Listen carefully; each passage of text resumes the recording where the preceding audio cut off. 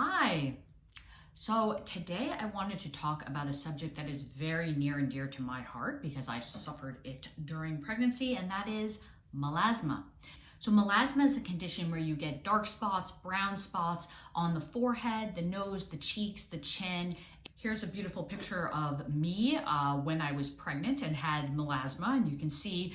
So today I want to talk about hair loss. It's hard to appreciate in the video, but there's this darkening, this brown spots on my forehead and cheeks that were very apparent to me, and I was sort of self-conscious about them all the time. So in this video, I'll be discussing the causes, treatment, and prevention of melasma. If you're just tuning in, I'm Dr. Abby Waldman. I'm a dermatologist at Brigham and Women's Hospital in Boston, and my goal is to provide you with as much dermatology information as possible. So what causes melasma? Essentially, it is when the melanocytes, which are the little cells that are hanging out within your skin cells, decide to make too much melanin. They basically provide melanin as almost like an umbrella where it covers the skin cells and provides them with like a little bit of umbrella.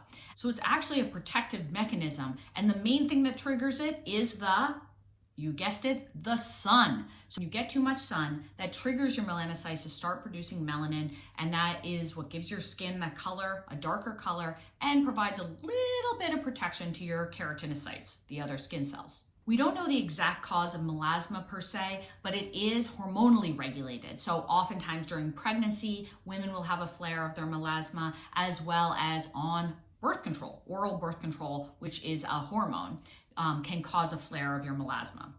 One of the best ways to prevent melasma is to protect your skin from the sun. Sunscreen, hats, protective clothing, just staying out of the sun between 10 a.m. and 2 p.m. when the sun is strongest.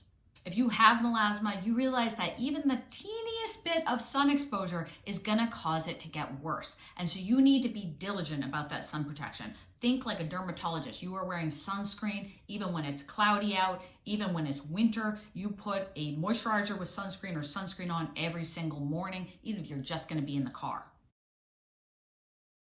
So aside from sun protection, what else can you do if you're suffering from melasma? So if you're currently pregnant, unfortunately, there's not much you can do. Most of the medications that we give or even the creams that we use are not approved during pregnancy. So you just gotta ride it out. It's kind of like the badge of honor, the mask of pregnancy, right? If it bothers you, you cover it with a little makeup, but pretty much you're gonna ride that out the 9 months and then treat at the end. So the gold standard of treatment for melasma is something called hydroquinone. And what that does is it suppresses the melanocytes' ability to make melanin. Hydroquinone comes in over-the-counter formulations as well as prescription strength. Over-the-counter tends to be anything 4% and less, and the prescription strength are 8% and more, essentially, more than 4%. Hydroquinone works best when it's combined with a retinoid like tretinoin. However, those two ingredients together, they're real strong. They can definitely cause a little irritation, and oftentimes they'll be prescribed with a little bit of a topical steroid to calm down that inflammation. These formulations are prescribed by a dermatologist or another physician. If you go through insurance, it tends to be a little pricier. Sometimes you can get it through a compounding pharmacy for a little bit cheaper, and that's a conversation to have with your physician. Hydroquinone actually works quite well when used in this formulation. The downside is it's really not a long-term solution. You cannot use these continuously. Oftentimes your doctor will cycle it on and off every few months. And the reason for that is that these topical medications can cause some problems, some issues. One is you can actually get paradoxical darkening of the skin from using hydroquinone long term, and that's been reported. It's rare. However, if you're using it continuously for like years and years, you can get this permanent darkening of the skin, which is scary.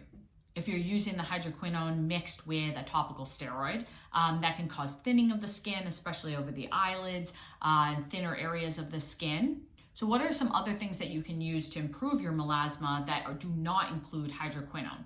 So the 3 products I recommend outside of hydroquinone include vitamin C serum, azelaic acid, and tranexamic acid.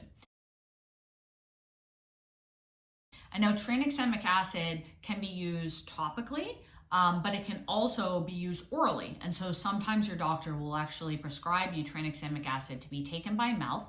And the other thing to consider if you're on birth control and that is correlated with your melasma is to maybe talk to your doctor about switching birth controls or sort of weighing the risks and benefits of going off of that birth control. I know that melasma can be a really frustrating condition, having been through it myself, but there are plenty of options for treatment. If you're diligent and you're really great about sun protection, talk to your dermatologist and they can help. I hope this was helpful for you. Please like this video, leave comments, please recommend some other topics that you're interested in, and please subscribe if you want to have more information on having the best skin possible.